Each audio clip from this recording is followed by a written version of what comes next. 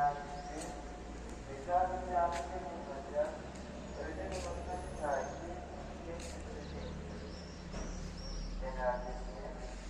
zeka dünyasında